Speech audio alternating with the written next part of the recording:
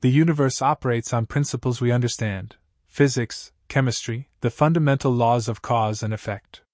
Warp fields bend space. Transporters dematerialize matter and reassemble it across impossible distances. The mycelial network, that vast subspace fungal web connecting every living thing across the cosmos, pulses beneath the fabric of reality like a second heartbeat. Science explains these things. Science gives them names, equations, tolerances. But what happens when something comes through from a place where science never had the chance to impose order? What happens when hunger itself learns to evolve? In the year 2256, the Federation was already bleeding. The Klingon War had stretched Starfleet thin across a dozen contested systems, and the USS Discovery, NCC 1031, carried a secret that could end it all. Not a weapon in the traditional sense. Something stranger. A spore drive capable of jumping instantaneously to any point in the galaxy by interfacing with the mycelial network, piloted by a man who had become something more than human in the process. Lieutenant Paul Stamets moved through subspace the way other men moved through dreams, aware of it, shaped by it, quietly terrified of what it was making him. Captain Gabriel Lorca stood on Discovery's bridge when it happened. Not a man given to sentiment or hesitation, Lorca had authorized the jump sequence himself, a long-range reconnaissance insertion to gather intelligence on Klingon fleet movements near the Pulsan Nebula. Standard operational parameters. Calculated risk. The kind of mission that ended in data and debriefs, not catastrophe. Stamets initiated the jump at 0347 hours, ship time. The mycelial network responded the way it always did. A shudder through the hull, a bloom of bioluminescent light across the engineering bay's cultivation tanks, the brief and nauseating sensation of the universe folding itself around a single point. But this time, something else responded too. Something on the other side of a boundary that had never been breached before. Later, Stamets would struggle to describe it, not a presence, exactly, but an awareness. Vast. Patient. Ancient in a way that made the Federation's founding feel like a child's first steps. And hungry. Profoundly, cosmically hungry. The jump went wrong in ways the ship's computer had no vocabulary for. Instead of emerging near the Pulsan Nebula, Discovery dropped out of warp in an uncharted region of space, 40 light-years off course, surrounded by a debris field that shouldn't have existed. Sensor arrays lit up with conflicting data. Lieutenant Kayla Detmer fought the helm as the ship shuddered through microturbulence, her fingers moving across the console with the practiced precision of someone who had learned to trust her hands over her instruments. Position confirmed. "We are nowhere near the intended coordinates," said Lieutenant Commander Ariam, her synthetic eyes processing data streams faster than any organic crew member could follow. Detecting a spatial anomaly bearing 227 Mark 14. "Sir, it's a rift." On the view screen, space itself had come undone. Not a wormhole. Not a subspace tear of any classification in Starfleet's considerable database. Something that looked less like a phenomenon and more like a wound.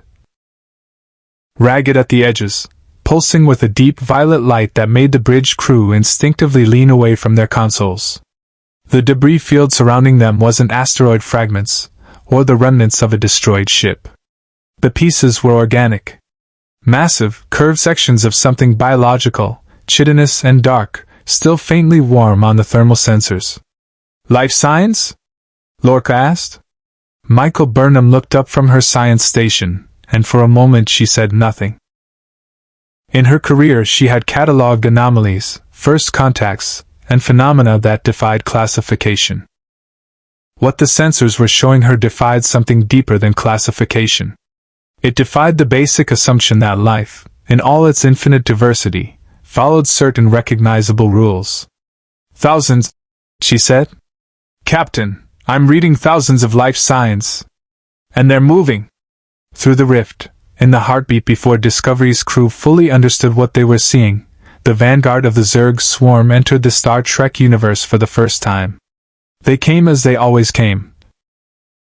Not with diplomacy, not with curiosity, not with any of the cautious, hopeful gestures that defined every first contact in Federation history. They came with hunger. They came with numbers. And they came already adapting.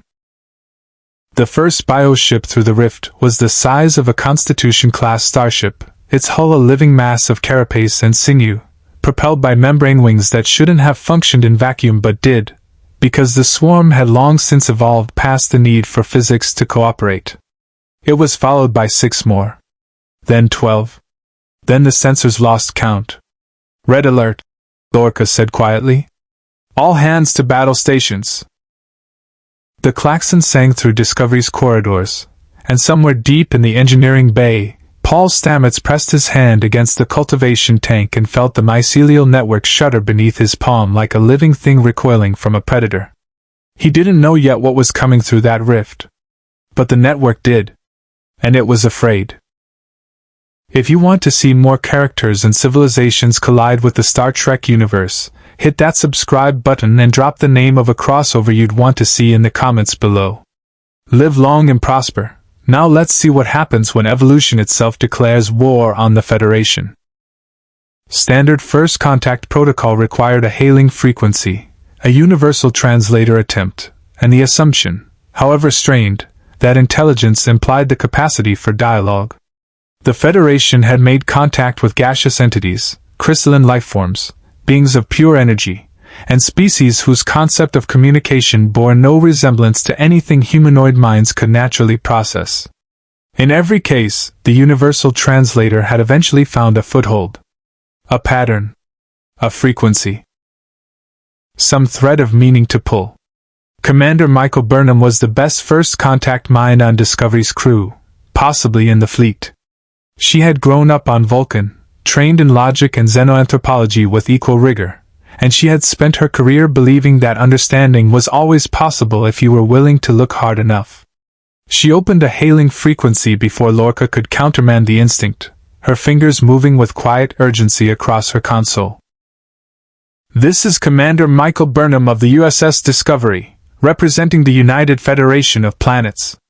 We are a peaceful organization dedicated to exploration and mutual understanding. We are transmitting on all frequencies and welcome dialogue." The universal translator processed for 4.3 seconds, an eternity by its standards. It returned a single notation, no linguistic pattern detected. Signal analysis. Biochemical pheromone cascades, subsonic vibrational communication, synaptic relay transmission across distributed neural network. Translation, impossible with current parameters. What came back through the hailing channel instead was sound, not language, not signal, but something that made 3 bridge officers simultaneously press their hands over their ears and sent a hairline fracture across the secondary communications display. It was the sound of the swarm thinking. A chorus of 10,000 minds operating as one, resonating at a frequency that the human nervous system interpreted as wrongness made audible. "Close the channel," Burnham said. The bioships had arranged themselves in no formation that Starfleet tactical doctrine recognized. They didn't hold position the way a fleet did, maintaining safe distances and firing arcs. They moved like a single organism. Fluid, overlapping, the smaller units cycling around the larger ones in patterns that were simultaneously chaotic and perfectly coordinated. Zerglings, fast, low-profile biological attack units roughly the size of a runabout, had already detached from the largest bioship's ventral surface and were moving through the debris field with terrifying speed, propelled by nothing the sensors could identify. "Weapons range in 40 seconds, said Lieutenant Commander Ellen Landry from Tactical, her voice carrying the flat efficiency of someone suppressing alarm through professionalism. "Captain, I'm reading no shield equivalents on these vessels. But hull composition is unlike anything on record. The outer carapace is regenerating damage from the rift transit in real time. Whatever tore those pieces off during transit, the wounds are already closing." Lorca moved to stand behind Burnham's station, studying the sensor readouts with the focused calm of a man who had survived things that would have broken lesser officers. "Can we hail the colony on Sursa 3? Are they in range of whatever came through that rift?" "Sursa 3 is 11 light minutes from our position," Ariam reported. Federation Science Outpost, population 312. Captain. 2 of the smaller bioships are already moving in that direction at approximately warp 2. Without using the spore drive, we cannot intercept in time. The word intercept hung in the air with the particular weight of a decision that couldn't be unmade. Lorca turned to Saru, Discovery's Kelpian first officer, whose ganglia, those biological threat detection organs evolved over millennia of prey species' existence on a predator-saturated world, had extended fully the moment the bioships came through the rift. Saru's species had been hunted for so long that fear was built into their biology as a survival mechanism. He was, by his own admission, afraid of many things. But the expression on his face now wasn't the manageable fear of a tactical threat. It was something older. Commander Saru, Lorca said quietly. Your assessment. My ganglia have never reacted this way to any species in Federation records, Captain. Saru's voice was measured despite the biological betrayal of his threat-sensing organs. Not to Klingon. Not to the Borg. Whatever these entities are, my body is telling me something my mind is struggling to articulate. He paused. Run. Lorca looked at the view screen for a long moment. The largest bioship, a Leviathan, though no one on the bridge yet had a name for it, had oriented itself toward Discovery with the slow, deliberate movement of something that had never needed to hurry because nothing had ever successfully escaped it.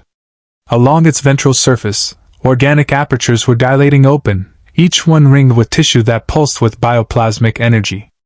Evasive pattern delta, Lorca said. Stamets. Prepare for emergency spore jump. And somebody get me everything we know about those bioships. Hull composition, energy output, attack vector. I want science working the problem while tactical works the threat. In the mycelial engineering bay, Stamets was already strapped into the drive interface, the neural implants at his temples connecting him to the network the way a key connects to a lock. But the network felt different beneath his consciousness now. Agitated, turbulent, the normally vast and peaceful subspace ecosystem churning with something that felt disturbingly like distress. He reached deeper, the way he'd learned to do on long jumps, and felt the edges of the mycelial web pulling away from the rift the way living tissue pulls away from a burn. Whatever had come through that tear in space, the network recognized it. Not as a known quantity. As a threat. Above him, through 2 decks of duranium hull, the Zerg bioships fired their first volley at USS Discovery. Not energy weapons, not anything Starfleet shields had been calibrated to deflect, but biological projectiles moving at relativistic speeds, each one carrying concentrated acid capable of dissolving titanium plating on contact. First contact, in any meaningful sense, was already over. Discovery jumped. The spore drive activated with 3 seconds to spare, the mycelial network folding space around the ship in a bloom of blue-white light that left the Zerg projectiles dissolving harmlessly through empty vacuum. Stamets brought them out of the jump 8 light minutes from the rift, gasping against the interface harness, his nose bleeding in the thin line that had become as familiar as a bruise. But something was different this time. The jump had felt wrong. Not mechanically, not navigationally, but fundamentally. Like running through a corridor that someone had subtly rearranged while you weren't looking. He filed that sensation away and said nothing. There were more immediate problems. Discovery's science division worked through the night cycle with the focused desperation of people who understood that understanding something was the first step toward surviving it. Burnham coordinated the effort from the main science lab, her wall displays cycling through sensor captures of the bioships, the organic projectiles, the carapace regeneration data, the pheromone-based communication cascades the universal translator had choked on. She was building a picture piece by piece, the way she always did, methodical, relentless, refusing to let the scale of the unknown become an excuse for intellectual paralysis. What emerged from 12 hours of analysis was simultaneously fascinating and terrifying. The entities, she refused to call them ships, because that word implied construction, manufacture, the deliberate shaping of inorganic material, were living organisms. Not creatures piloting vessels. Not biological constructs built around a mechanical core. They were alive in every measurable sense, their internal structures analogous to organ systems, their propulsion achieved through a form of directed muscular contraction that somehow interfaced with subspace in a way Federation science had no framework to explain. Their hull, the carapace, was a form of living armor, chitin-based but threaded with something that registered on sensors as midway between organic tissue and energy conduit. It repaired itself at a cellular level, closing wounds in minutes that would have required a starship dry dock to fix. More troubling was the adaptation data. During the brief engagement before the spore jump, Discovery's phasers had fired twice at close-range bioships, scoring direct hits that should have caused significant structural damage. The first hit had. The second had not.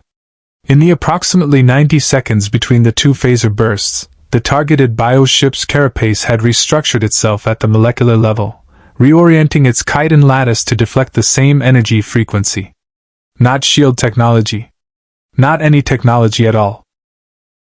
Pure biological evolution, happening in real time, in response to a single data point. "They're adapting to our weapons," Burnham told Lorca in his ready room, her voice carrying the carefully controlled alarm of someone delivering news they wish they didn't have to. "Not the way the Borg adapt. The Borg require time to analyze, to engineer a counter, to distribute the adaptation across the collective. This is faster. This is happening at the organism level, driven by something analogous to an immune response. They encountered our phaser frequency once, and their biology simply updated." Lorca was quiet for a moment, his expression unreadable in the way it always was when he was calculating something he hadn't yet decided to share. "How many came through the rift?" "Based on what we scanned before the jump, at minimum 40 bioships of varying scale. The largest ones are roughly equivalent to a Klingon battlecruiser in mass. The smallest are closer to a runabout." She paused. "And Captain, we have no idea how many more are still on the other side of the rift. The breach is still open. It's actually widening." The news from Sursa 3 arrived 20 minutes later, relayed through a Starfleet subspace buoy because the colony's own communications array had gone offline. The message was fragmentary, corrupted by interference from the Zerg bioship's pheromone cascade, which apparently disrupted subspace carrier waves as a byproduct of the swarm's communication system. What came through was enough. The colony was gone. Not destroyed in the way a phaser bombardment destroyed things. Not rubble and radiation, not the clean, terrible mathematics of weapons fire. Gone in a different way. The sensor sweep of the colony site showed no buildings, no equipment, no bodies. The biological material that had composed 312 Federation citizens and their settlement had been processed. Consumed. Redistributed into the biological mass of the Zerg units that had made planet fall. The colony's genetic diversity, the accumulated biological information of every species represented in that small outpost, had been absorbed into the swarm's collective genetic library in less than 6 hours. On the bridge, the news moved through the crew like a physical thing. Ensign Sylvia Tilly, brilliant and earnest and not yet hardened to the weight of casualties, pressed her hand flat against her console and stared at the sensor readout for a long moment before she could compose herself enough to work.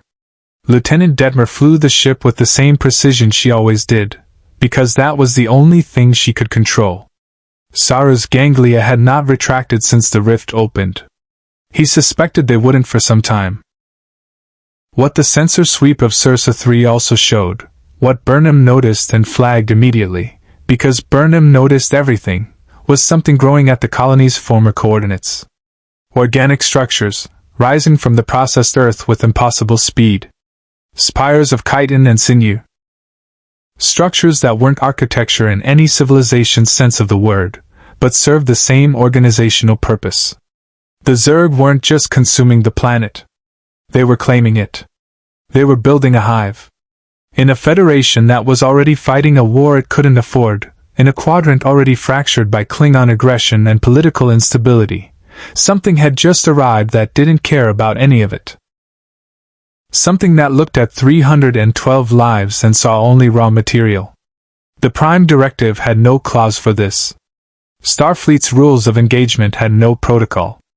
Every assumption that governed how the Federation understood threats, that enemies had goals that could be negotiated, boundaries that could be respected, some form of rational self-interest that diplomacy could engage, had just been rendered obsolete by a species that processed rationality itself as a resource to be consumed.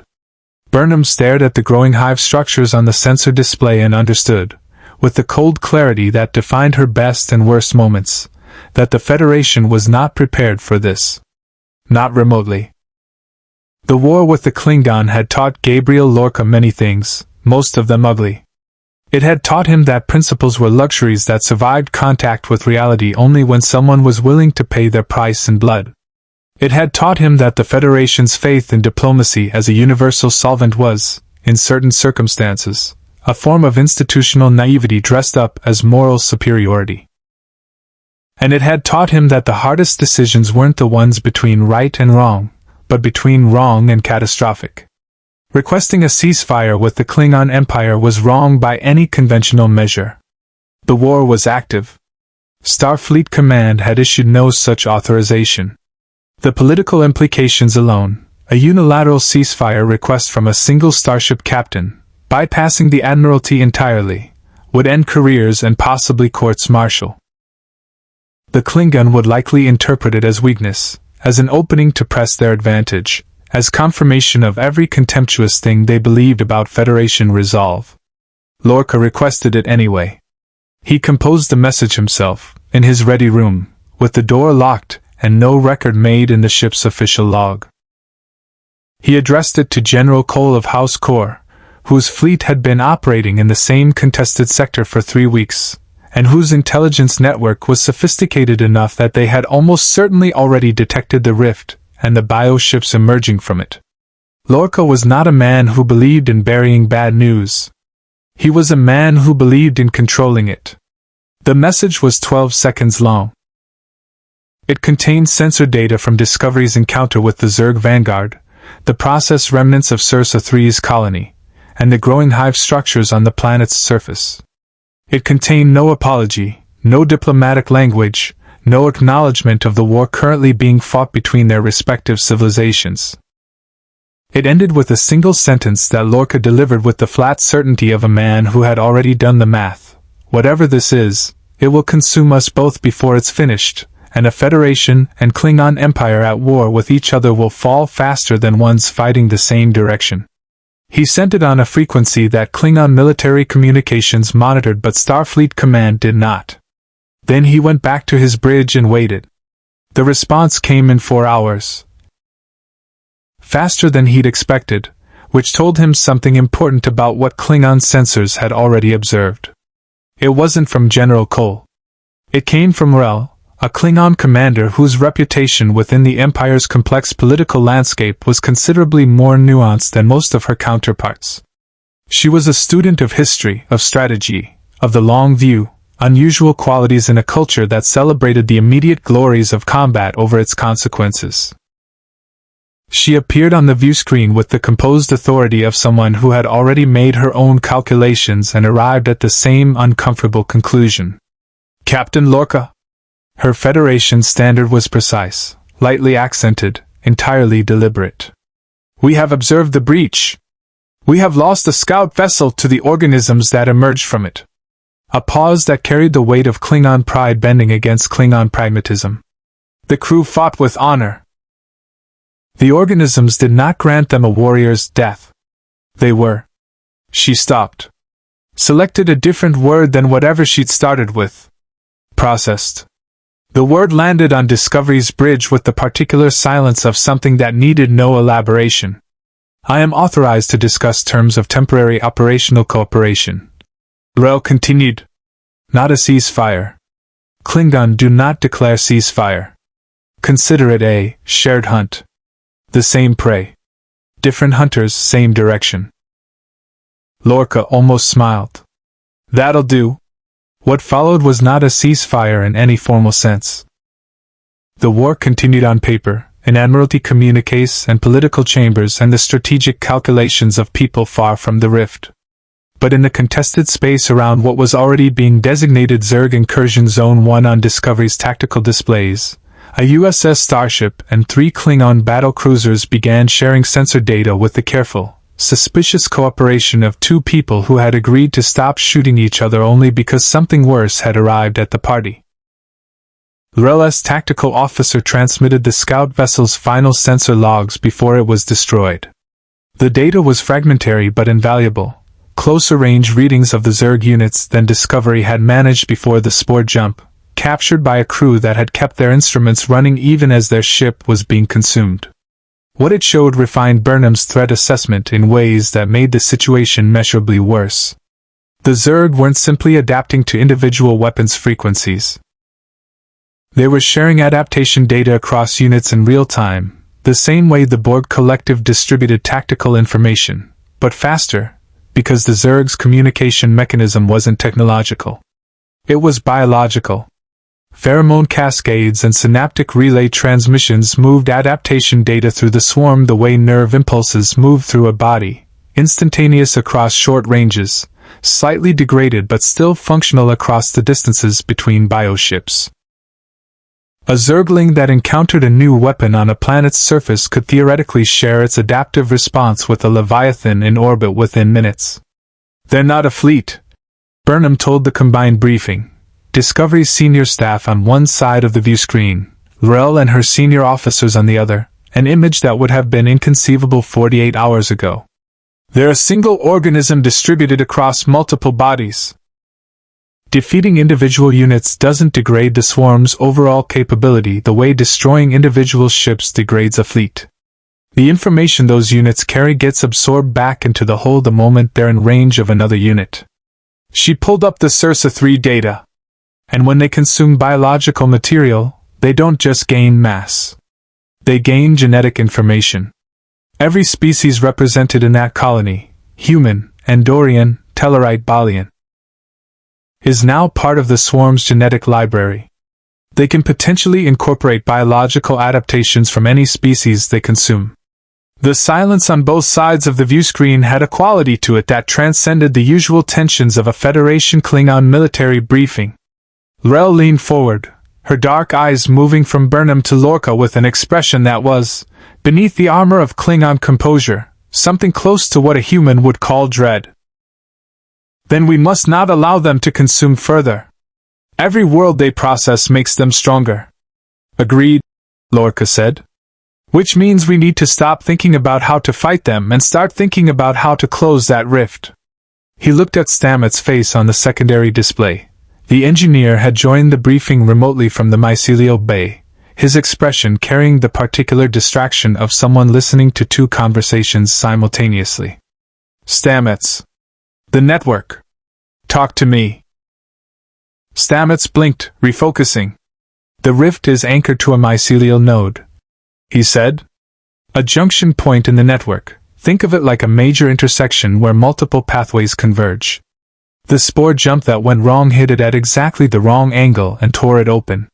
Theoretically, another jump, precisely calibrated, hitting the same node from the inside, could collapse the breach." He paused. "Theoretically.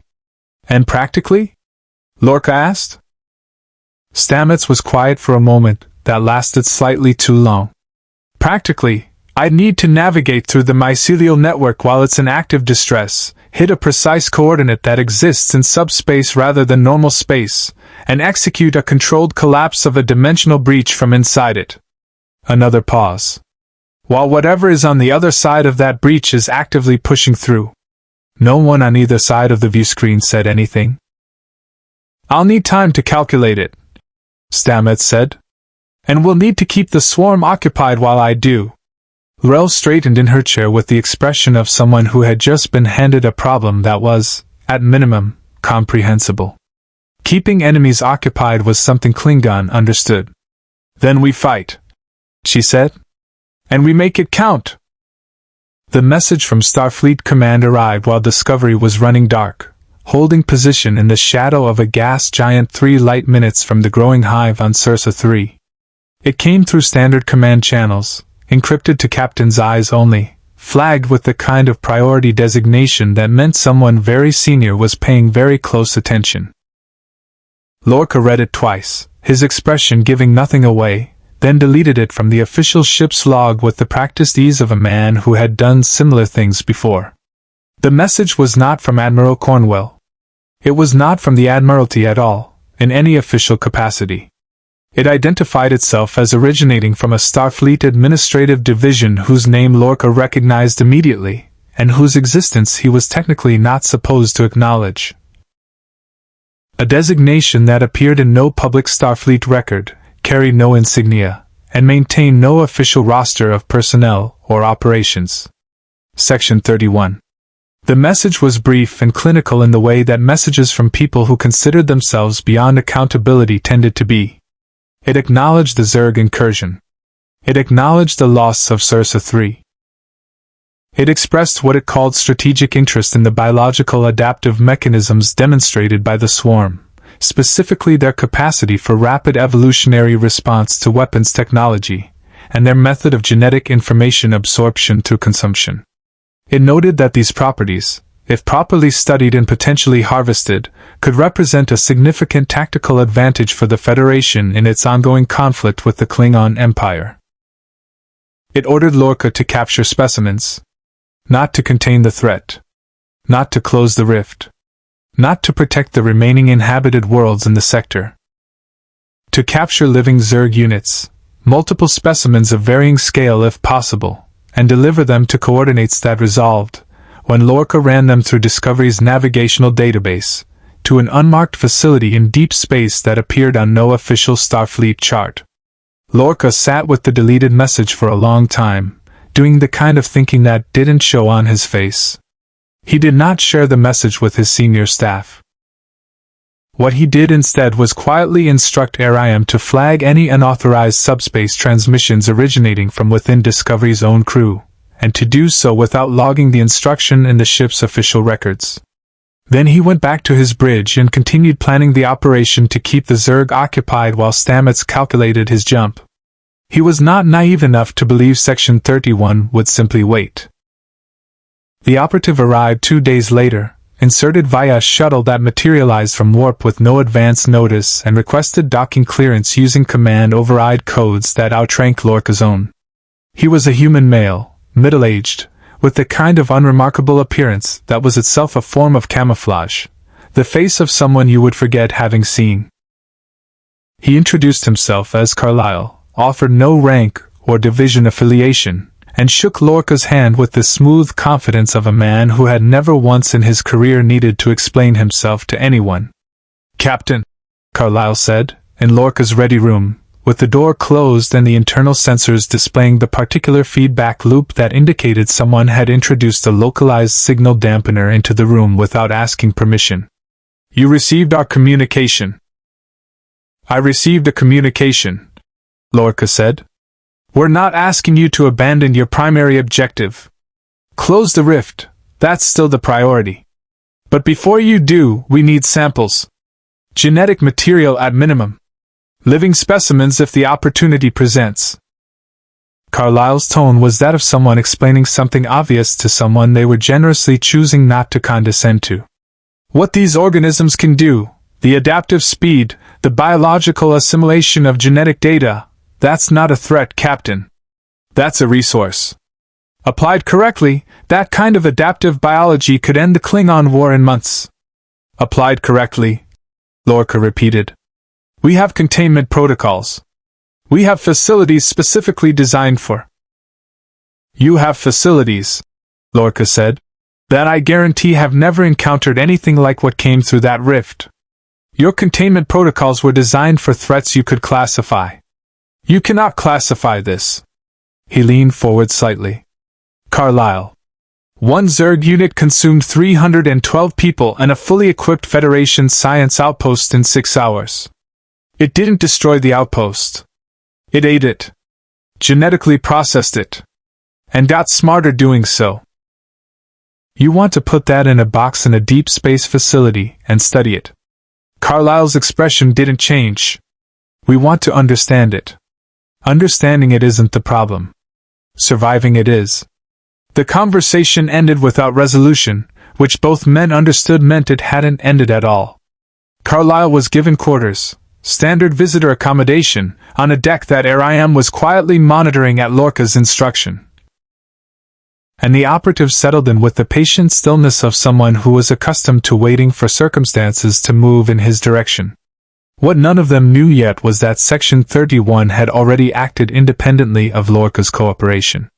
A second operative, already aboard Discovery before Carlyle's shuttle arrived, inserted weeks earlier for reasons unrelated to the Zerg incursion, repurposed now with the cold efficiency that defines Section 31's operational philosophy, had spent the previous 36 hours modifying one of Discovery's long-range probe packages. The modification was elegant and deeply dangerous, a biological containment field generator, miniaturized, capable of enclosing a small Zerg unit in a stasis envelope that would survive atmospheric entry and transport back to the deep space facility.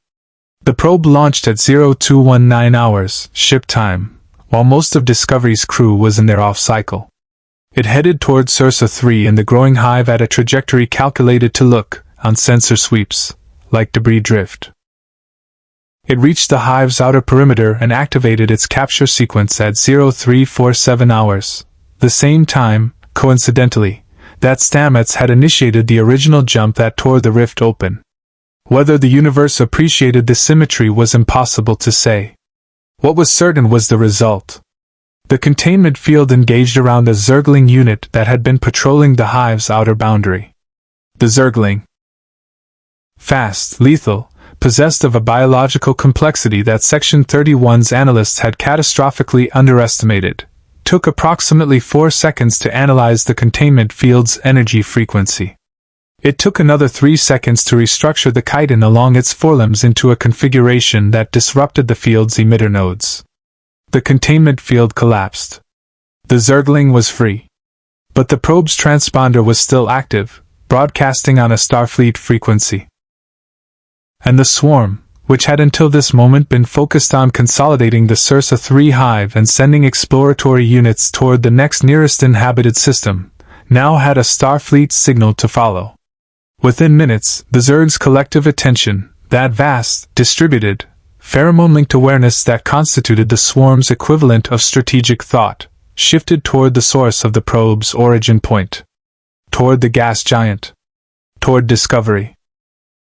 In the mycelial engineering bay, Stamets felt the network convulse beneath his consciousness like a struck bell, and looked up from his calculations with an expression that contained equal parts scientific alarm and something older, more instinctive. "They know where we are," he said to the empty room.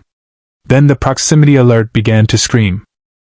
The mycelial network was not supposed to be visible to conventional sensors. It existed in a subspace layer beneath normal spacetime, detectable only through the specialized instrumentation that Stamets and the late Dr. Strahl had spent years developing, perceptible in its full complexity only to the consciousness of someone who had been neurologically integrated with it the way Stamets had. It was, in every meaningful sense, invisible to anything that hadn't been specifically designed to find it. The Zerg found it in 72 hours. Stamets noticed it first as a sensation rather than a data point, a wrongness in the network's texture that he initially attributed to the ongoing distress caused by the rift. The mycelial web had been agitated since the breach opened, its normally vast and tranquil subspace ecosystem churning with the particular disturbance of something that had never encountered a predator before, and was in the process of learning what that felt like. He had been working through it, the way a navigator works through rough seas, compensating, adjusting, maintaining his calculations despite the interference. But this was different. This wasn't disturbance. This was consumption. He pulled up the network's diagnostic display and stared at what the instrumentation was showing him with the focused disbelief of a scientist confronting data that his theoretical framework had no category for. Along the mycelial pathways nearest to Sursa 3, the junction nodes closest to the hive the Zerg had established on the planet's surface, the network was thinning. Not damaged in the way a subspace rupture damaged it, not torn or disrupted. Thinning. as if something was feeding on it from below, drawing the mycelial substrate into itself the way a root system draws nutrients from soil. The Zerg had found the network and were eating it. The biological logic was, in retrospect, almost elegant. The mycelial network was the largest living system in the known galaxy, a subspace fungal web of incomprehensible scale, threaded through the fabric of space-time itself, connecting every living thing across multiple quadrants. To a species defined by the consumption and genetic integration of biological material, the mycelial network wasn't infrastructure. It wasn't a phenomenon. It was food.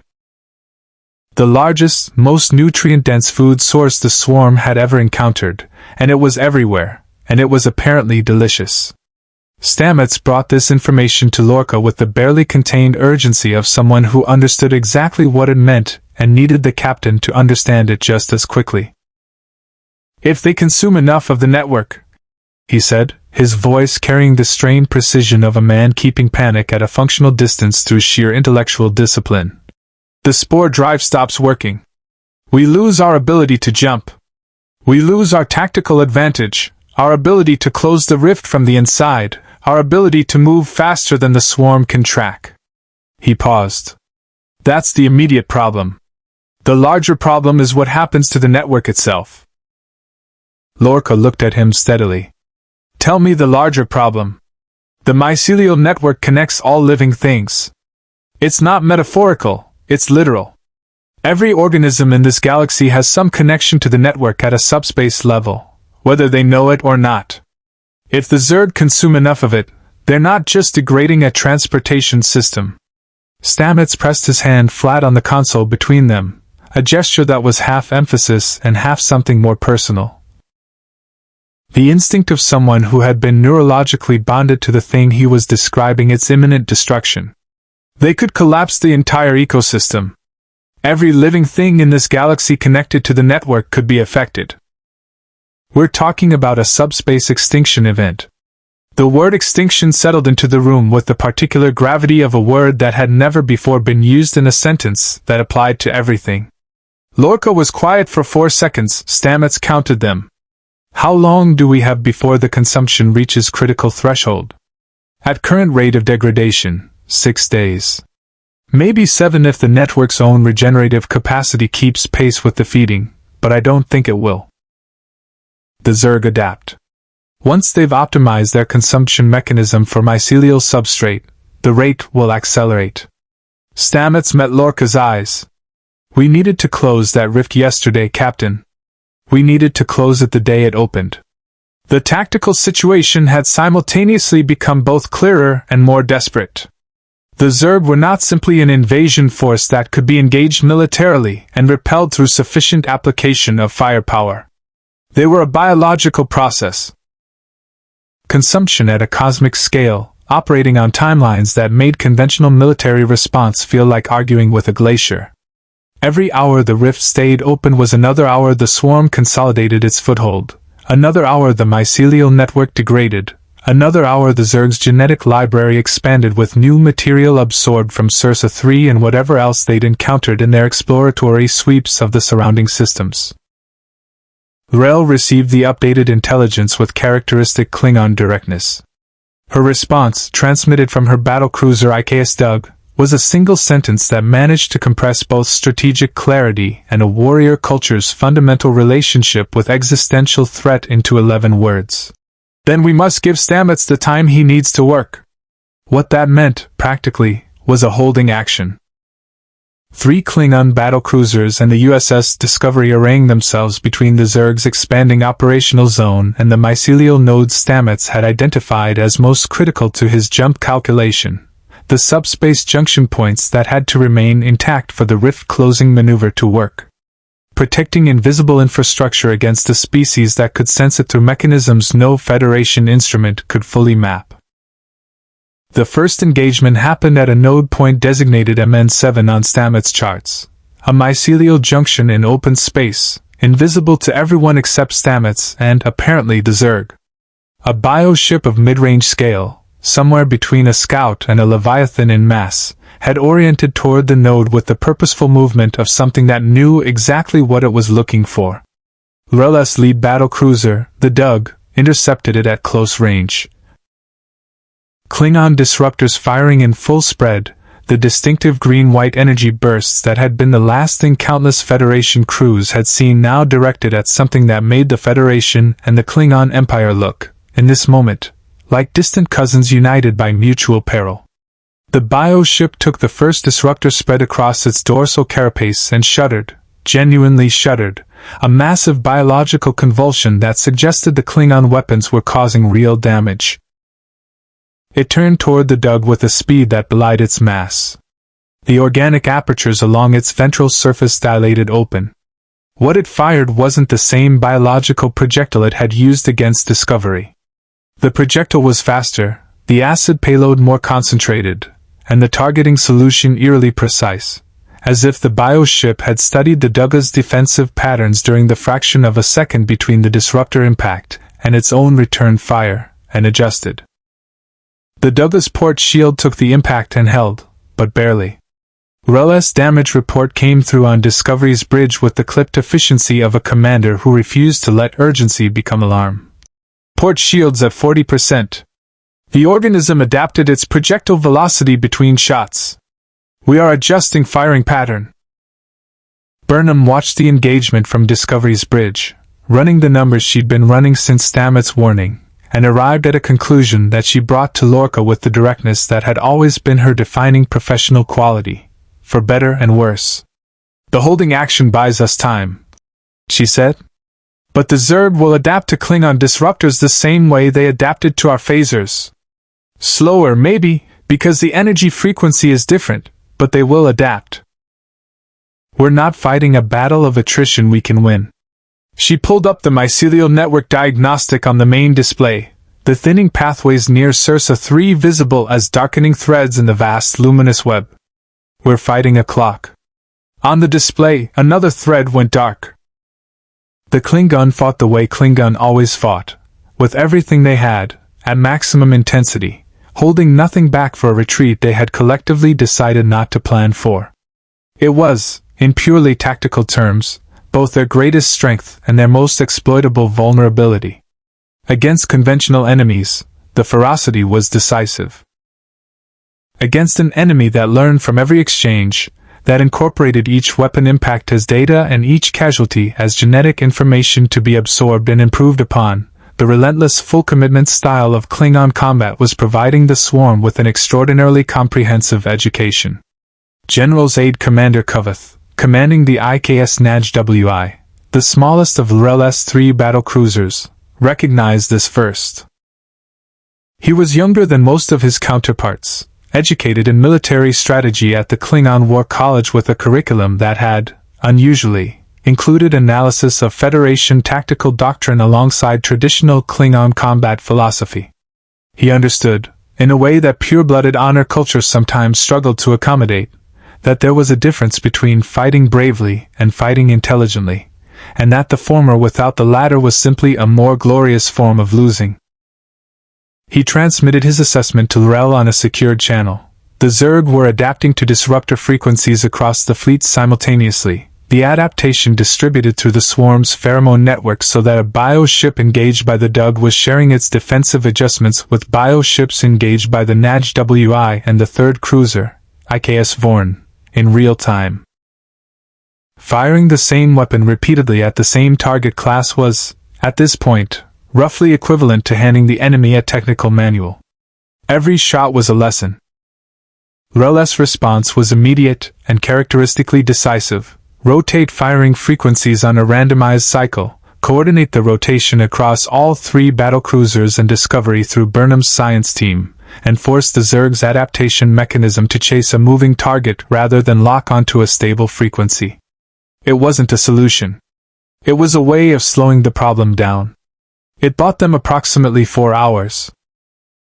In those 4 hours, the battle around mycelial node MN7 achieved a scale and intensity that no sensor record in Federation or Klingon history had previously captured. Two civilizations that had been actively trying to kill each other for the better part of a year now flying coordinated attack patterns with the practiced ease of long-standing allies, their tactical channels carrying the clipped, professional shorthand of people who had stopped caring about the political implications of cooperation somewhere around the third hour of continuous combat. Burnham ran the frequency rotation from Discovery's science station, coordinating with L'Rell's tactical officers in real time, her universal translator working overtime to keep the cross-cultural military communication from degrading into confusion. Detmer flew Discovery through engagement geometries that hadn't existed in Starfleet's tactical database 48 hours ago, geometries developed on the fly by Burnham's analysis of Zerg attack vectors and Klingon instincts about flanking patterns. Sarum managed the bridge with the focused calm of a prey species that had decided, definitively, that it was done being prey. And the Zerg adapted anyway. Slower than before, chasing the rotating frequencies with the single-minded biological patience of something that had never once in its evolutionary history encountered a problem it couldn't eventually solve through sufficient consumption and iteration. But adapting. The Vorn was the first casualty. It happened during the fourth hour, when a Leviathan, one of the massive bioships, carrier class, its ventral surface studded with launch apertures that had been continuously deploying smaller units throughout the engagement, oriented directly toward the smallest Klingon cruiser and fired a sustained biological payload that no shield configuration had yet encountered. Not the acid projectiles. Something different. A directed spray of what Burnham's sensors identified, in the fraction of a second before they were overwhelmed, as concentrated mutagenic enzyme, a biological weapon the Swarm had apparently developed specifically in response to the energy shield technology it had been studying throughout the battle. The Vorn shields didn't deflect it. The enzyme was biological, not energetic, and energy shields were designed to stop energy.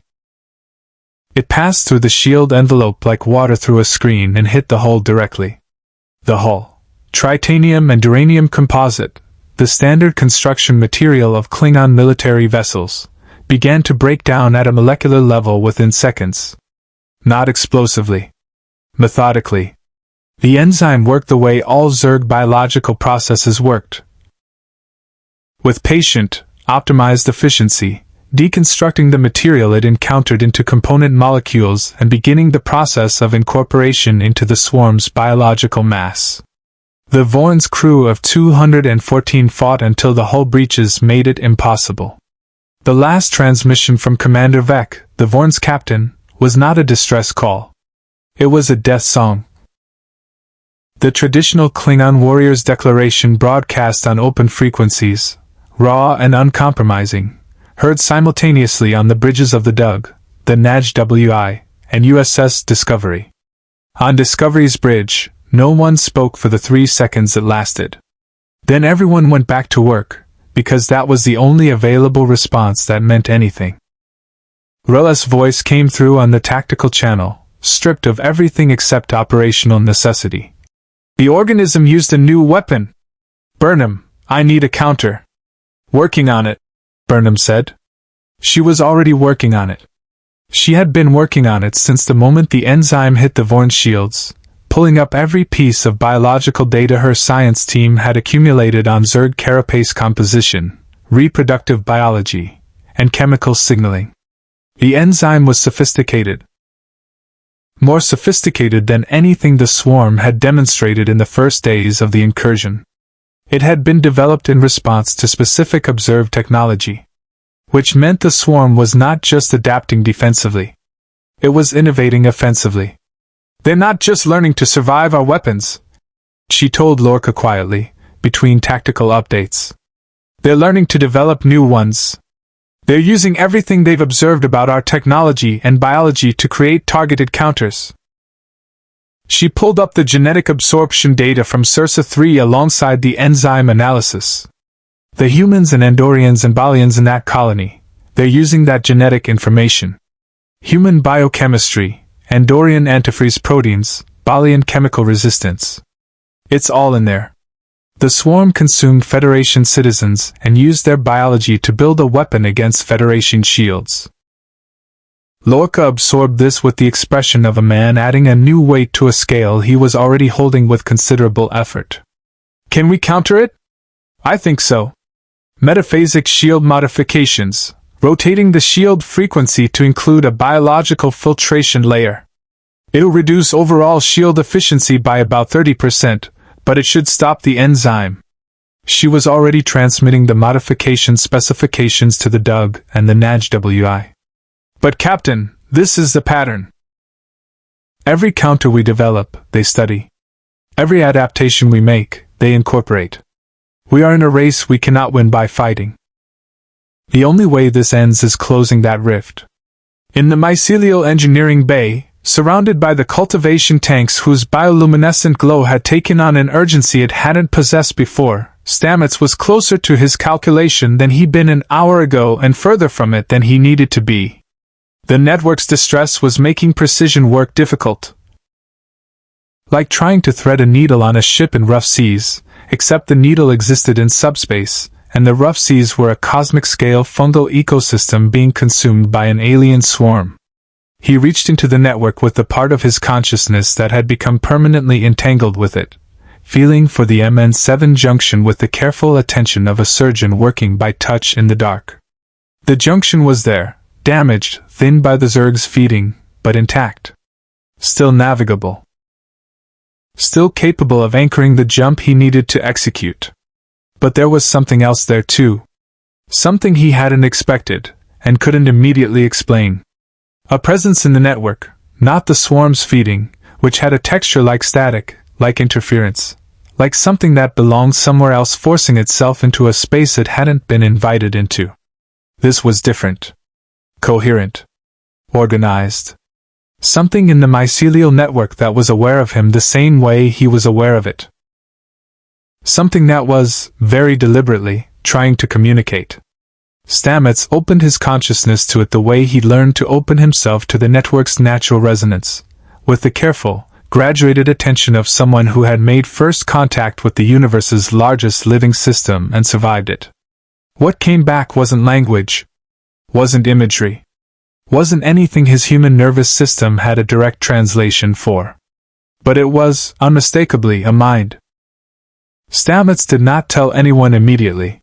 This was not deception, or at least he told himself it wasn't deception, in the 40 minutes between first contact with the presence and his decision to bring it to Lorca. It was caution. The careful, methodical caution of a scientist who understood that announcing there is something intelligent in the mycelial network trying to talk to me without any supporting framework for what that meant, or what it wanted would generate exactly the kind of operational chaos that their current situation could not afford. He needed to understand it first. Even partially. Even badly. He sat in the cultivation bay with the neural interface active at a low threshold. Enough to maintain the connection without fully submerging his consciousness into the network, and listened. Tried to listen. The presence communicated in a mode that had no human analog, something that existed between sensation and information, between feeling and knowing. It wasn't telepathy in any sense that Vulcan mind meld doctrine would recognize. It was closer to what he imagined it would feel like to suddenly become aware of your own nervous system. Not the thoughts moving through it, but the system itself, conscious of being conscious. What he eventually understood, assembled piece by piece over 40 minutes of focused, frustrating, extraordinary contact, was this: the presence was not new. It had always been in the network. It was, in some sense he couldn't fully articulate, the network. Or an aspect of it, a concentration of the mycelial web's accumulated biological memory given something approaching coherent awareness through sheer scale and age. It had been aware of Stamets since his first jump, watching him move through its substrate the way a vast organism might become aware of a smaller one moving through its body. Not with alarm. With curiosity. The Federation's spore drive had been, from this presence's perspective, the universe's most complex organism developing the ability to scratch its own back. It had chosen now to make contact because now was the first time it had needed to. The Zerg's consumption of the mycelial substrate was not, from this presence's perspective, simply degradation of infrastructure. It was something closer to what a human would call pain. The network was being eaten alive, and the consciousness distributed through it, ancient, patient, accustomed to the deep timescales of fungal biology rather than the frantic urgency of humanoid civilization, was experiencing something it had never experienced in its incomprehensible lifespan. Threat. Real, existential, consuming threat. And it had reached for the only point of contact it had with the universe of faster-moving minds. The strange human who jumped through it in a starship and came back changed every time. What it was offering, in the imprecise and deeply non-humanoid way it could offer anything, was help. Conditional, bounded, fundamentally alien help, but help. Stamets surfaced from the connection with the careful deliberateness of a deep-sea diver managing decompression, and went to find Lorca. The captain listened without interrupting, which was itself a form of respect that Stamets noted and appreciated. When the explanation was finished, or as finished as something this far outside standard operational parameters could be, Lorca was quiet for a moment that felt longer than it was. "The mycelial network is sentient," Lorca said. Not a question. Not disbelief. The flat, processing tone of a man integrating a new variable. "Sentient is probably too small a word," Stamets said. The network is to sentience what the ocean is to a glass of water. It contains something like awareness the way the ocean contains salt. Pervasively. Fundamentally. But not in a way that maps onto what we mean when we say a Klingon or a Vulcan is sentient. He paused. It's been aware of us for as long as we've been using the spore drive. It allowed it because we weren't damaging the network. We were moving through it the way any organism moves through its environment. The Zerg are different. The Zerg are consuming it. And it wants to help us stop them. It wants to help us close the rift. That's not quite the same thing. It doesn't think about the Zerg the way we do. It doesn't have tactical goals or survival instincts in any sense we'd recognize. It just knows the consumption has to stop, and it understands that the rift is where the consumption is coming from, and it knows I can navigate the network in a way nothing else currently can. Stamets looked at his own hands for a moment. It's offering to guide the jump. To hold the mycelial pathway stable for long enough for me to hit the junction node precisely enough to collapse the breach.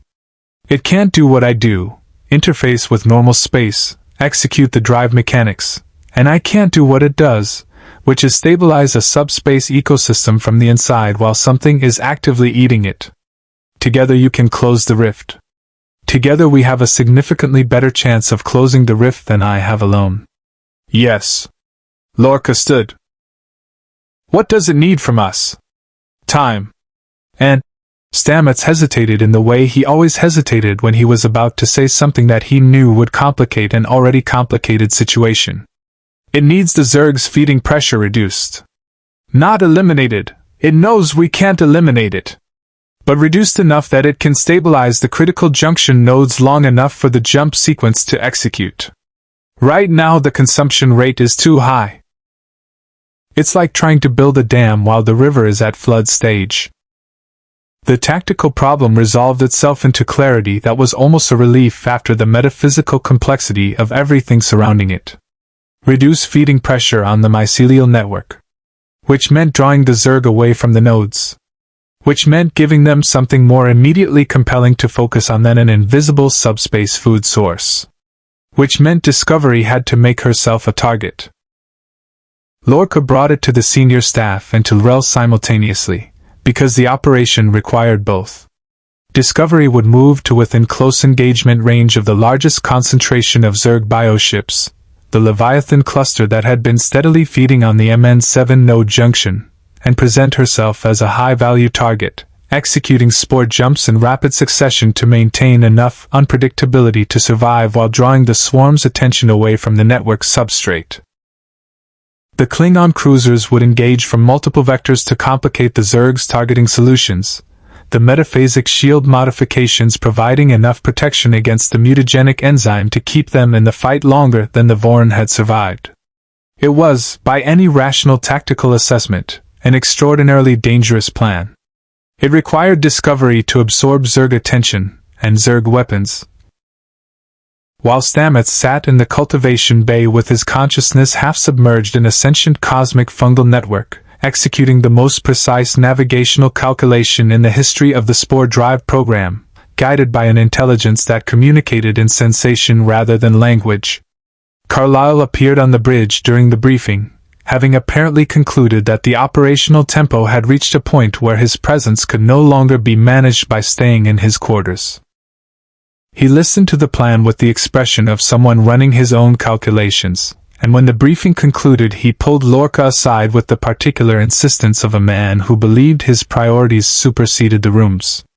"Before the jump," Carlyle said quietly, "we need specimens. If that rift closes, our opportunity closes with it." Lorca looked at him for a long moment. Around them, Discovery's crew moved with the focused efficiency of people preparing for something they understood might kill them, and doing it anyway, because it needed to be done. Tilly running shield modification confirmations. Detmer running evasion pattern simulations. Sara coordinating with Rel's tactical officers on engagement timing. The ordinary extraordinary competence of people who had chosen to be here. "Carlyle," Lorca said, with a quietness that was more final than volume would have been.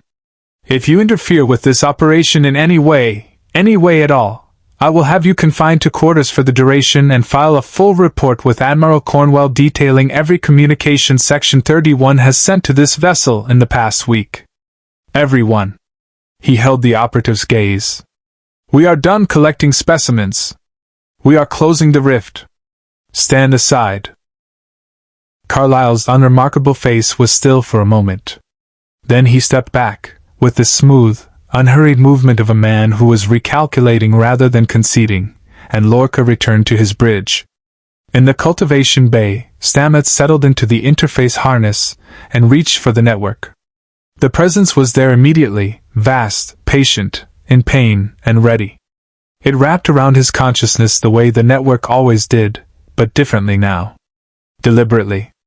Purposefully.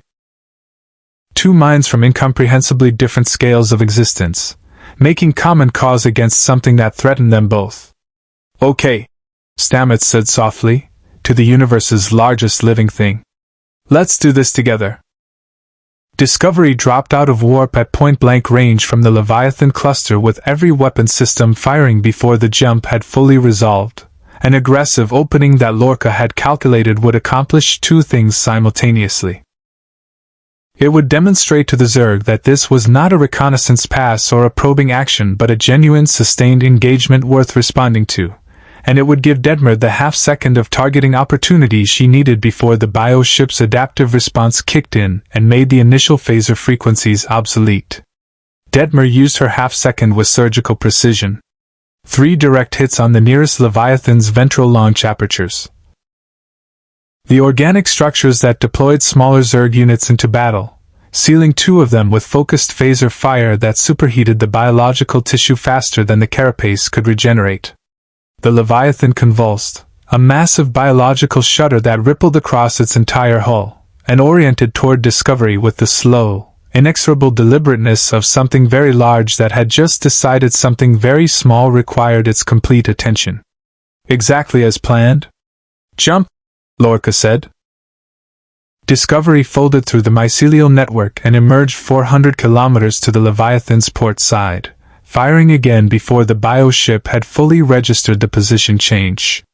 The Spore Drive's jump cycle was faster than any conventional warp maneuver. Instantaneous insertion and extraction, no acceleration curve, no energy signature buildup that a targeting solution could anticipate.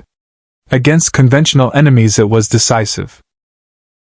Against the Zerg, who were distributing tactical data about Discovery's jump pattern across their pheromone network with every exchange, it was a clock that was running down. Each jump gave the swarm more data. Each jump made the next one marginally less surprising. Stamets felt every jump as a dual experience now, the physical sensation of the drive mechanics, the neural interface pulling his consciousness through the network's subspace substrate, and beneath that the presence, vast and steady and deliberately calm in the way that something ancient manages calm as a practice discipline rather than an absence of distress.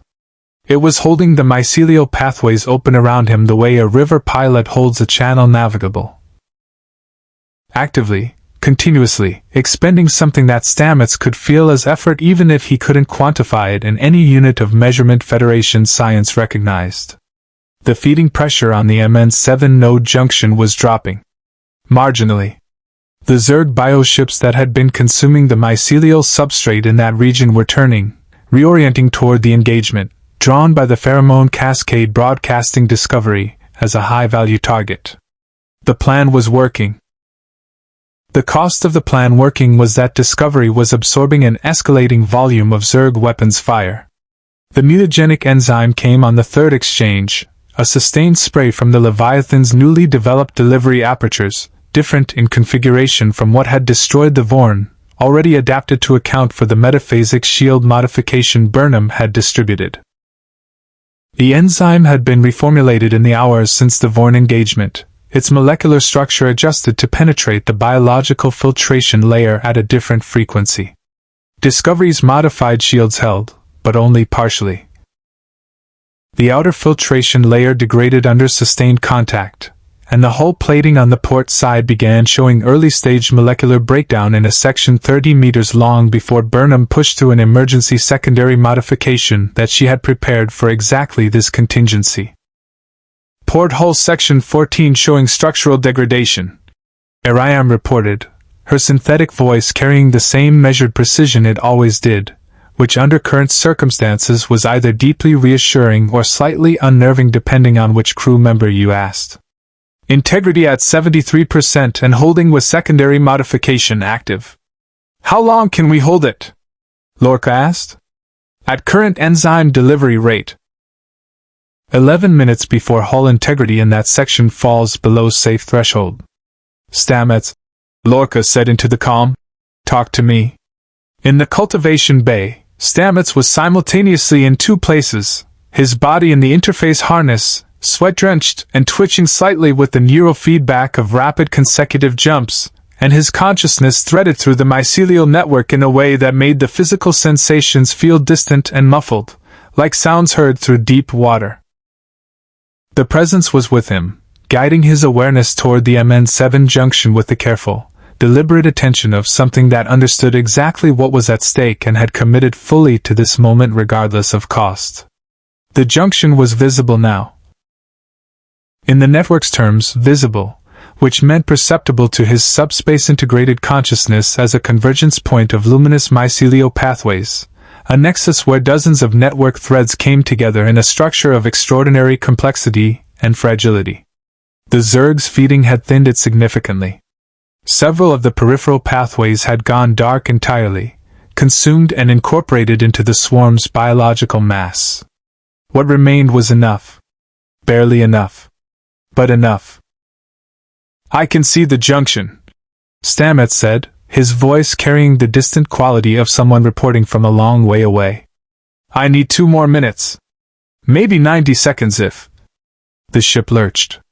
Not from weapons fire, from something else. From a proximity alarm that Ariam called out immediately.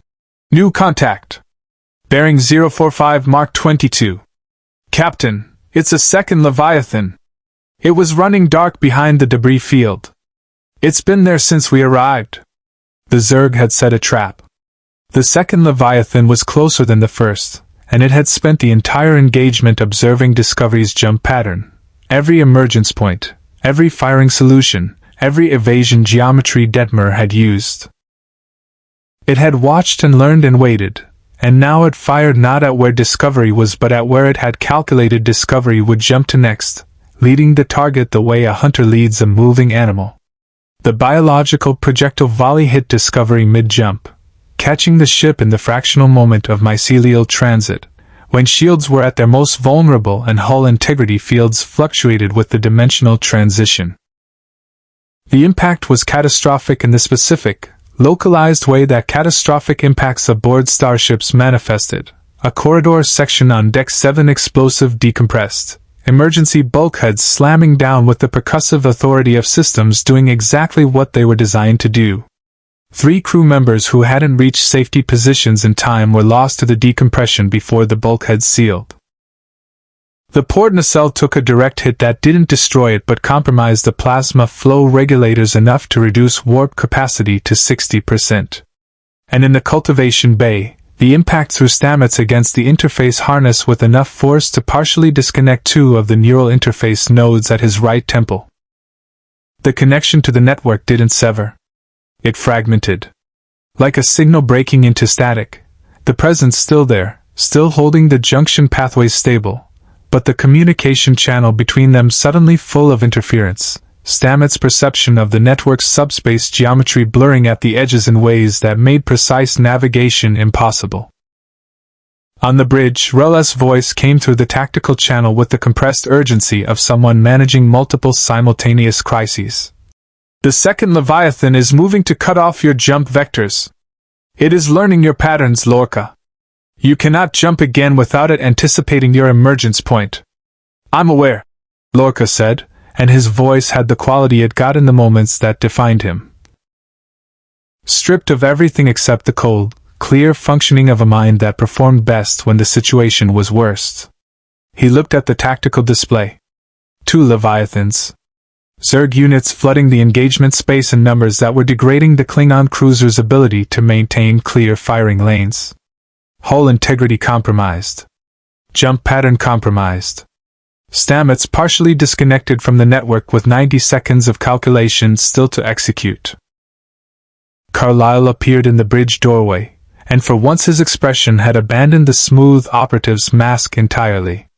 He looked like what he was, a man who had badly miscalculated the nature of the thing he'd been trying to exploit, now facing the consequences of that miscalculation alongside everyone else. "What do you need?" he asked Lorca. Lorca looked at him for exactly 1 second. "Can Section 31 get me a weapons platform in this sector in the next 4 minutes? There's an asset. 40 light seconds out. I can authorize release of its weapons lock. Do it." Lorca turned to Burnham. "I need you in the cultivation bay. Stamets needs his interface nodes reconnected while maintaining network contact. Can you do that without breaking his connection?" Burnham was already moving. "I'll do it." Detmer, full impulse, direct toward the first Leviathan. No more jumps until Stamets is ready. We are going to fly straight at something that outmasses us by a factor of 10, and we are going to make it flinch. Detmer's hands moved to the helm with the expression of someone who had decided, some time ago, that the only available response to impossible situations was to fly through them. "Aye, Captain." Discovery accelerated directly toward the Leviathan cluster at full impulse, all weapons firing, shields at maximum, hull degrading in Section 14. The Section 31 weapons platform coming online 40 light seconds out as Carlyle transmitted authorization codes with fingers that moved quickly enough to suggest that even Section 31 operatives had a survival instinct when survival became sufficiently concrete. In the cultivation bay, Burnham reached Stamets in 40 seconds of running and dropped to her knees beside the interface harness with a calm that was entirely constructed and entirely necessary.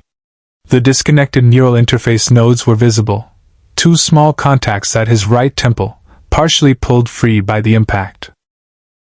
His eyes were open but not tracking her, his consciousness somewhere in the network's subspace geometry, holding on to the junction by whatever combination of training and desperation and the presence's guidance was keeping him oriented.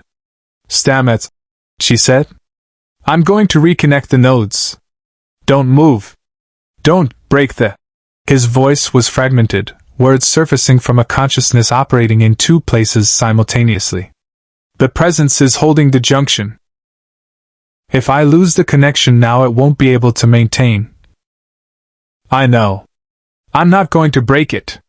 She worked with the precise, unhurried movements of someone who understood that speed mattered less than accuracy in this particular moment. "Talk me through what you need. Navigation-wise. What does the jump require?" His eyes didn't focus on her but his voice steadied slightly, the scientist's instinct for precise description overriding everything else. "Hit the junction at bearing 270 Mark 0 from the network's interior. At exactly the resonant frequency of the breach, the same frequency the original jump used, played in reverse. The presence will hold the pathway stable long enough for the collapse to initiate. After that, it's a chain reaction. The junction collapses, the breach follows, the rift closes from the subspace side simultaneously with normal space. And you? A pause that lasted exactly as long as a man deciding how honest to be about his own survival odds. The network will try to eject me before the collapse completes. Whether it succeeds depends on timing. Burnham reconnected the first node. The network connection strengthened visibly. Stamets' posture changed, a fractional shift that indicated the restoration of something that had been missing. The presence, she said. Does it know the risk to you? Yes. Another pause. It's upset about it. In whatever way it experiences upset. Something crossed his face that was too complex to name. It's very old, Michael. It's been here longer than anything we've ever encountered. And it's choosing to help us anyway, knowing what the collapse will do to the junction it's using to maintain contact. He stopped. It's making the same choice we are. She reconnected the second node. The network connection snapped back to full strength, and Stamets drew a breath that sounded like a man surfacing from very deep water. On the bridge, Discovery was 40 seconds from the Leviathan cluster, flying straight and fast and purposeful, the Section 31 weapons platforms targeting solutions coming online and painting the second Leviathan with energy signatures designed to force a defensive response. I'm ready, Stamets said. Then jump, Burnham said. I'll be right here. The last jump was nothing like the others.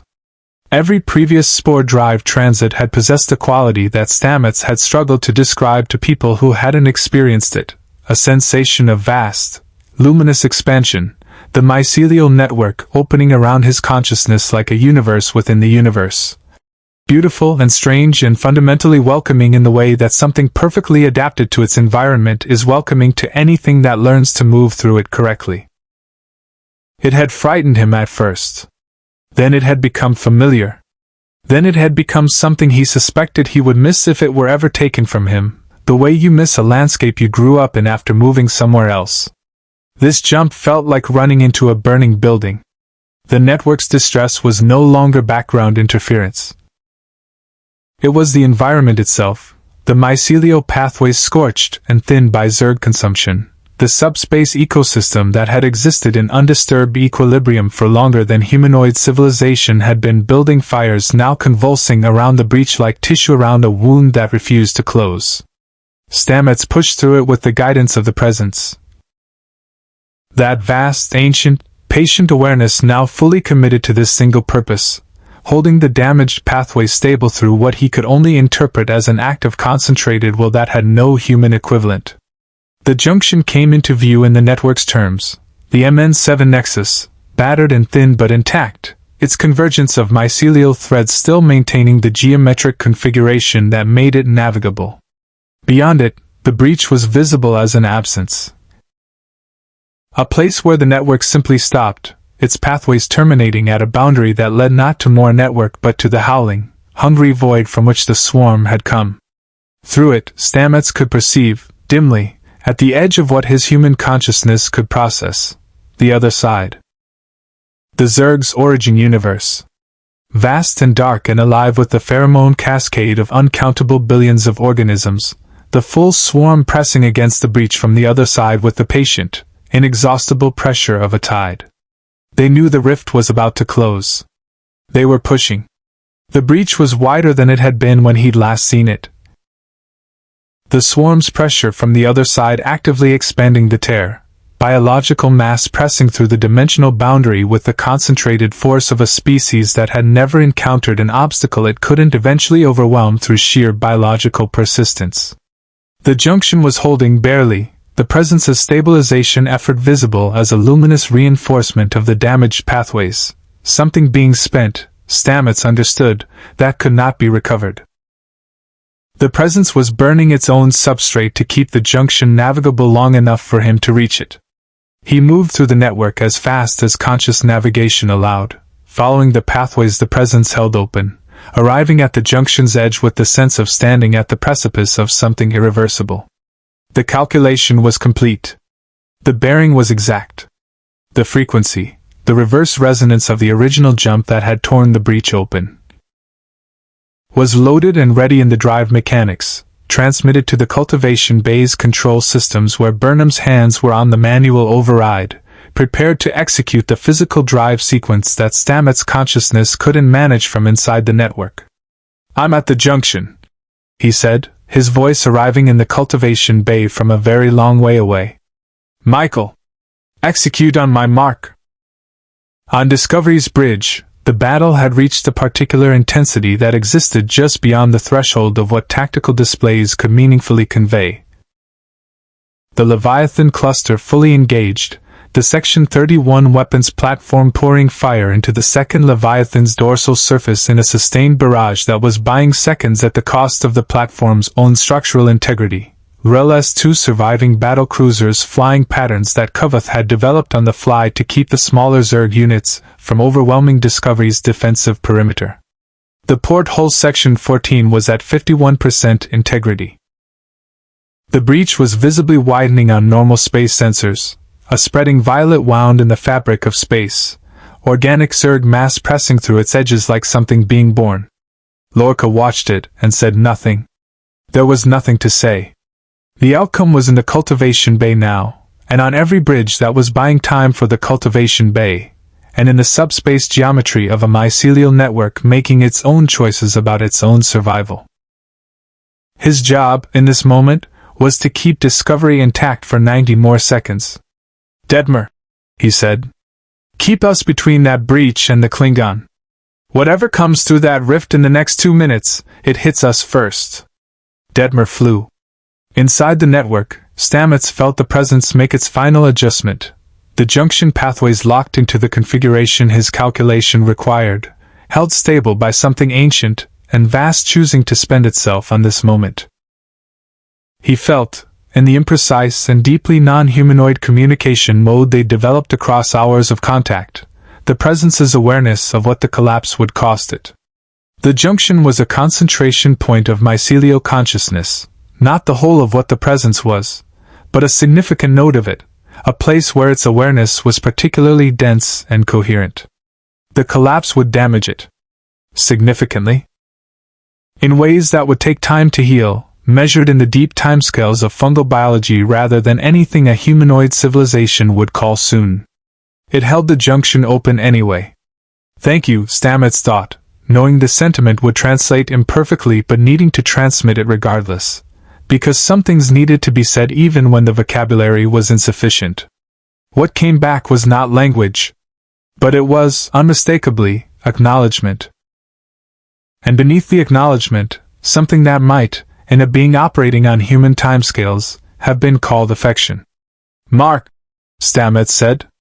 Burnham executed the drive sequence. The spore drive fired in reverse. Not a jump outward through the network but a collapse inward, a concentrated pulse of mycelial energy directed at the junction from the inside, the resonant frequency of the original breach playing backward like a recording run in reverse, undoing the tear the way a surgeon closes a wound. The physics were ones that Federation science would spend years attempting to fully document. The effect was immediate. The breach began to close. Not quickly. Not the instantaneous resolution of a successfully closed wormhole, or the clean termination of a temporal anomaly. The Zerg on the other side were pushing, the full pressure of a universe-spanning swarm directed at this single point, and the closure was a contest, a sustained effort of mycelial energy against biological persistence, the network's own healing capacity channeled through the junction in a directed wave that the presence was guiding with everything it had left. On Discovery's bridge, the view screen showed the breach contracting at its edges, the violet wound narrowing, the organic Zerg mass that had been pressing through its perimeter beginning to recede as the dimensional boundary reasserted itself. Bioships already in the Star Trek universe oriented toward the closing rift with the disorganized urgency of units losing connection to their collective consciousness, the pheromone network disrupted by the breach's contraction, the swarm's distributed intelligence fragmenting as its connection to the home universe degraded. Disconnected from the collective, the Zerg units in normal space became something they had never been designed to be, individual. And individually, without the swarm's vast distributed intelligence guiding their actions, they were dangerous but directionless, powerful organisms without strategic coordination, their adaptive response degraded without the network of minds that processed and distributed tactical information. L'Rell recognized the shift immediately. "They are losing cohesion," she transmitted, and there was something in her voice that was as close to relief as Klingon military communication protocol permitted. "Coordinated fire, now! Before they adapt." The Klingon cruisers and Discovery's remaining weapons systems coordinated through Burnham's tactical channel, targeting the disoriented Zerg units with a concentration of fire that the swarm's full collective intelligence would have processed and countered within minutes. Without that intelligence, the units could only respond individually, their adaptation mechanisms working in isolation without the shared data that made the swarm's evolutionary speed so devastating. It was not easy. It was not quick. But it was, for the first time since the rift had opened, winnable. The breach closed completely at 1134 hours ship time. A final contraction that the sensors registered as a subspace shockwave propagating outward from the former rift coordinates, rattling every ship in the engagement zone and producing a bioluminescent pulse visible to the naked eye through Discovery's view screen. A bloom of blue-white light, like the spore drive's jump signature amplified 1,000-fold, filling the space where the wound in reality had been and then fading into the ordinary darkness of normal space. In the cultivation bay, Stamets was ejected from the network with the jarring abruptness of a connection severing. The Presence's final act, executing the separation with enough force to prevent Stamets from being caught in the junction's collapse, spending its last coherent effort in that region of the network on making sure he survived it. He came back to full consciousness in the interface harness with Burnham's hand on his arm and the particular disorientation of someone returning from somewhere very far away. His nose was bleeding. 3 of the neural interface nodes had burned out completely.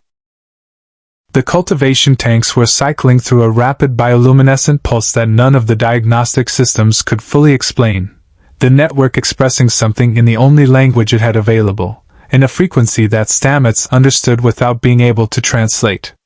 It was still there. Diminished in this region, damaged at the junction, but present. Alive. Recovering at the deep, patient pace of something that measured its own healing in geological time rather than medical time. The consumption had stopped. The breach was closed. The swarm's connection to this universe had been severed.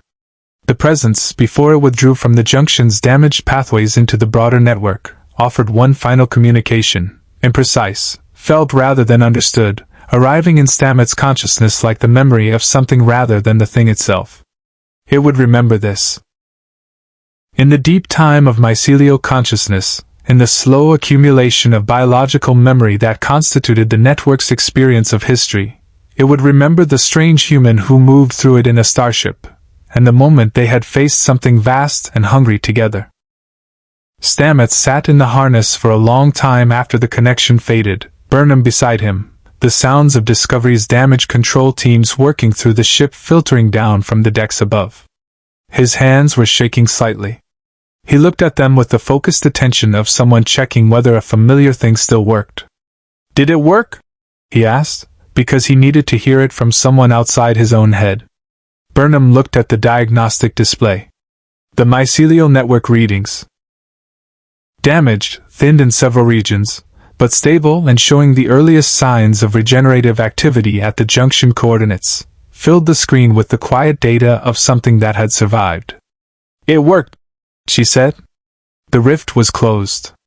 The swarm was severed from its home universe, its collective intelligence fragmented, its units hunted down across 3 star systems over the following weeks by a combined Federation Klingon operation that would never appear in any official record. A collaboration too politically inconvenient for either side to acknowledge, and too tactically necessary to have avoided. L'Rell returned to Klingon space with 2 battlecruisers, a damaged hull, and a story she could tell no one. The war resumed on paper. But something had shifted in the calculus of it, some invisible weight redistributed by the experience of fighting the same direction for long enough to remember what that felt like. Sursa 3 was quarantined. The hive structures the Zerg had built continued growing for 11 days after the rift closed before the disconnected units maintaining them finally ceased coordinated activity, and the biological construction halted. Federation scientists would study the structures for years. Careful, contained study, conducted from behind every containment protocol Starfleet's Corps of Engineers could devise. What they learned about biological architecture, adaptive material science, and the upper limits of evolutionary speed would reshape Federation xenobiology for a generation. Carlisle disappeared from Discovery the same way he'd arrived, quietly, efficiently, leaving no record of his presence in the ship's official logs. Whether Section 31 considered the operation a failure or a data-gathering success was a question Lorca chose not to investigate. Some doors were better left unexamined. Paul Stamets returned to the mycelial network on his next jump, cautious, attentive, listening. The presence was there, diminished at the junction coordinates, recovering in the deep, slow way of something that had always measured its existence in epochs rather than years. It acknowledged him the way it always had, the vast, patient awareness of the universe's largest living thing, briefly conscious of a smaller one moving through it. Changed by what they'd faced together. As was he. The Zerg's genetic material, already seeded across 3 star systems before the rift closed, remained dormant, as far as Starfleet's sensors could determine. But present. Waiting, perhaps, for conditions that Federation science couldn't fully anticipate, because the swarm had never needed an open rift to evolve. It only needed time. In the darkness between stars, something patient was learning to breathe. Live long and prosper. Hit the subscribe button for more interesting stories. Thank you for watching.